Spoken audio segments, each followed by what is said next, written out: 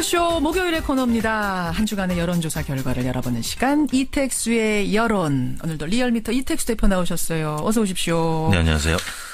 자연스럽게 얘기가 이렇게 넘어오네요. 네. 박원순 시장하고 좀 여론조사 네. 얘기 막 했었는데, 그러니까 광적인 지지계층만 지금 여론조사에 답하고 있다.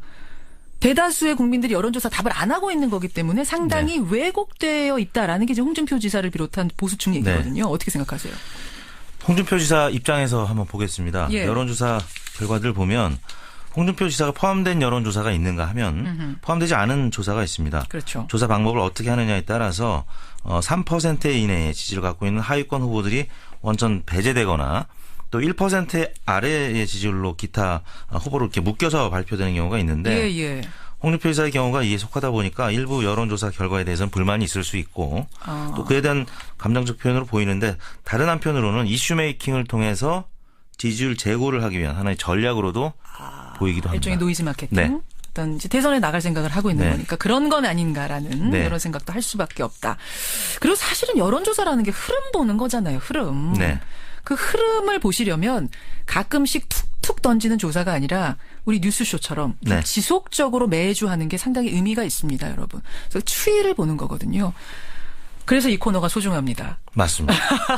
자화자찬을 좀 하면서. 자, 대선 후보 지지도부터 흐름 한번 보죠. 네, 지금 소개해드릴 조사는 2월 27일부터 28일까지 이틀 동안 전국 19세 이상 유권자를 대상으로 무선 전화 면접과 유무선 자동응답 혼용 방식이었고요. 예. 무선 90%, 유선 10%의 비율이었습니다. 응답률은 총 통화 시도 13,134명에게 전화를 걸어서 그중 1,008명이 최종 응답을 해서 7.7%였고요. 예. 표본 오차는 95% 신뢰 수준에서 플러스 마이너스 3.1%포인트였습니다. 1,008명이 응답했습니다. 어떻게 나왔나요, 결과는? 차기 대선 다자구도부터 소개해드리겠습니다. 예. 문재인 후보가 35.2%, 1.7%포인트 오른 수치였는데요. 예. 이번 주에 특검 연장을 거부한 황교안 권한대행을 비판하고 또 방송 대담 프로그램 출연으로 여론의 주목도가 높아지면서 1.7%포인트 올랐고요. 흐름을 보세요. 올랐습니다. 그다음에 황교안 권한대행입니다. 3.7%포인트 오른 14.6%로 14.5%를 기록한 안희정 지사보다 0.1%포인트 높은 수치로 여기도 흐름을 보십시오. 예. 황교안 권한대행 3.7% 올랐습니다. 그럼 안희정 지사는? 안희정 지사는 4.4%포인트 빠진 14.5%, 14.6대 14.5로 황교안 권한대행과 안희정 지사가 2위 자리를 두고 야. 치열한 싸움을 하고 있습니다. 안희정 지사 4.4% 빠졌어요. 그렇습니다. 안 지사는 역시 선의 발언 여파가 계속 지속되고 있는 상황인데요. 박근혜 대통령이 선의로 한 거다. 뭐 이런 네네. 얘기. 충청권과 영남권 에서 지지율이 많이 빠졌습니다. 예. 안희정 지사 같은 경우는 충청권에서는 원래 문재인 전 대표보다 높은 수치를 기록했었는데요. 예. 이번 주 들어서는 문재인 후보가 27.3, 안희정 지사가 17.7로 대전 충청에서도 뒤처지기 시작을 했고요. 예. 광주 전라에서는 특히 낙폭이 커서 안희정 지사 같은 경우는 광주 전라에서 9.1%포인트를 기록했고요. 그 위가 안철수 전 대표인데 18.7%. 예. 그 사이에 또 이재명 시장이 있군, 성남시장이 있군요. 13.8%. 가장 높은 분이 이제 41.5%를 기록한 문재인 전 대표였거든요. 문재인, 황교안, 안희정에 이어서 안철수 전 대표는 어떻게 나왔습니까, 이번 주? 전체 4위가 안철수 전 대표인데 0.8%포인트 오른 10.9%였고요. 예. 그다음에 이재명 성남시장이 9%로 지난주 대비 1.1%포인트 빠졌고, 그 다음이 홍준표 지사입니다. 그래요? 0.1%포인트 하락한 3.5%를 기록했습니다. 3.5. 저는 이제 눈에 띄는 게 안희정 지사가 빠진 거하고 네. 황교안 총리가 오른 건데 네. 황교안 총리는 이번에 특검 수사기간 연장에 거부하면서 네. 동의하지 않으면서 사실은 지탄을 많이 받았는데 올랐어요? 보수층이 결집했다고 봐야 되겠죠. 결집. 네. 특검 연장을 두고 거부할 것이냐 말 것이냐. 사실 보수층의 입장에서는 연장하기를 바랬었겠죠. 예. 자유한국당 지지층에서는 특히 그랬을 것이고요. 그래서 황교안 권한대행 지지율이 3.7%포인트, 비교적 높은 수치로 올랐습니다. 반면에 안희정 지사가 예. 4.4%포인트. 이 정도면 적지 않은 수치인데요. 많이 빠진 것으로 나타나면서 알겠습니다. 네, 1위와 격차가 더 황교안 벌어졌습니다. 총리는 보수층 결집, 오히려 연장을 승인하지 않은 게 득이 되는 네. 이런 상황. 그러니까 또 그렇게 했겠죠. 황교안 총리가. 정당 지지율 가보겠습니다. 정당 지지율 어떻게 나왔나요?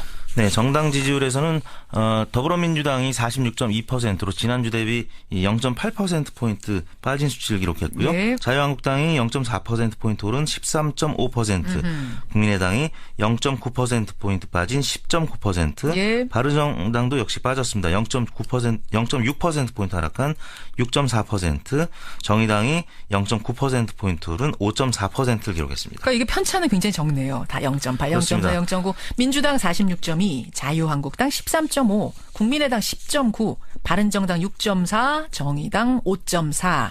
이념 스펙트럼상 가장 오른쪽에 있는 자유한국당이 오르고 가장 왼쪽에 있는 정의당이 올랐는데 나머지 정당들은 소폭 하락한 수치를 나타냈습니다. 바른정당의 유승민 의원이 최근에 이런 말 했어요.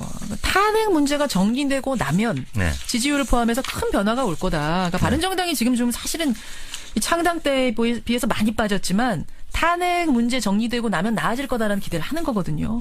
어떻게 그렇습니다. 탄핵이 인용될 가능성이 지금 더 크고요. 탄핵이 인용되면 보수층이 결집할 가능성이 높죠. 반면에 탄핵이 기각되거나 각하가 되면 반면에 진보층이 결집을 해서 성남 민심이 다음 대선에 더 큰 영향을 미칠 수가 있는데 그런 의미에서 유승민 전 원내대표가 얘기를 한 것 같습니다. 그런 의미로 지금 청취자들 질문이 들어오는 게 꽤 있는데 이거 답을 해 주실 수 있을지 모르겠어요. 뭐냐면 어제 서울광장을 보니까 상하로 나뉘어져 가지고 탄핵 찬반 집회가 열리더라. 네. 근데 탄핵 반대 측, 그 이른바 태극기 집회 측도 인원이 상당해 보이더라.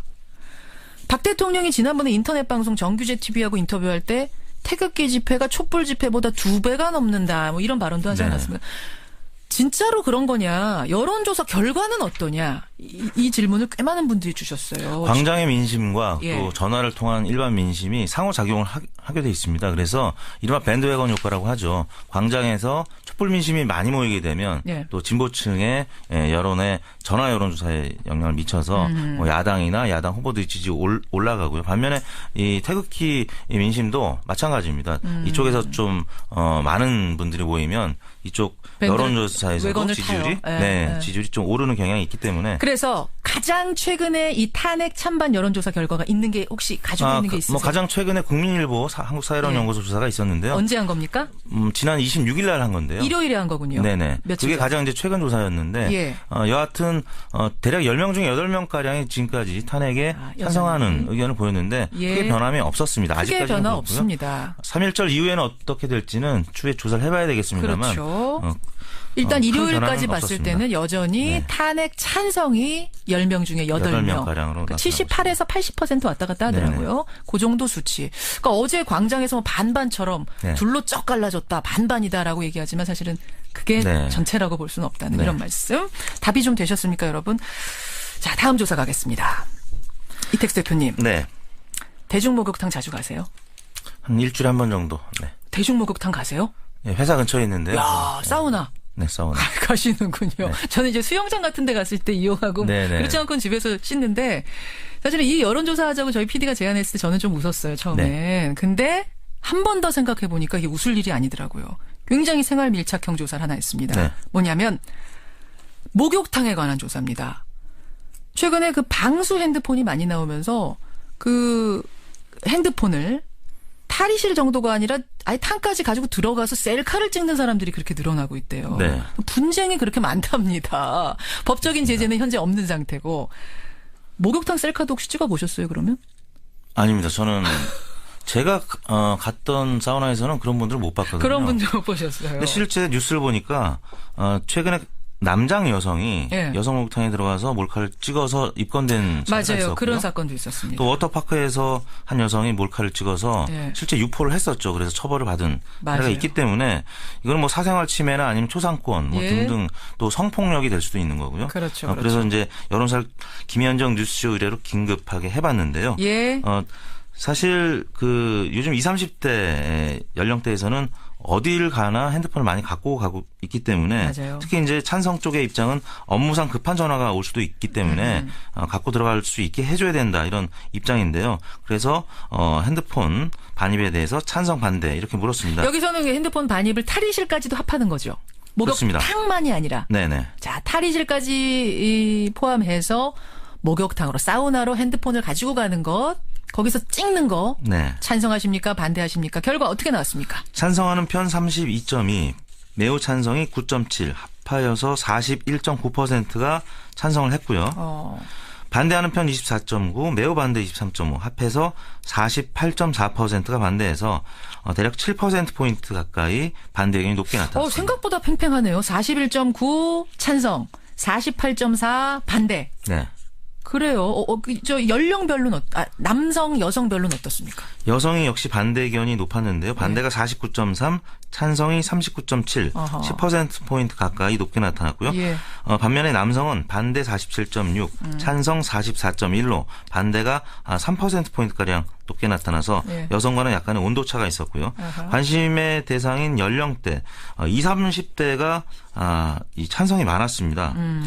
찬성이 50%, 20대, 30대가 49.3%로 나타났는데요. 그래요. 이번 조사는 2월 28일 날 조사했고요. 조사 방법은 같다고 응답률은 총통화 6,469명 중에서 예. 508명이 응답을 해서요. 7.9%의 응답률, 표본 오차는 95% 신뢰 수준에서 플러스 마이너스 4.3%포인트였습니다. 어떻게 생각하세요, 여러분? 목욕탕에서 휴대폰 사용. 법적으로 지금 금지는 아닙니다만 서로 좀 지킬 건 지키자. 네. 예의를 아는 사회가 되길 바라면서. 이택수 대표님 수고하셨습니다. 네, 감사합니다.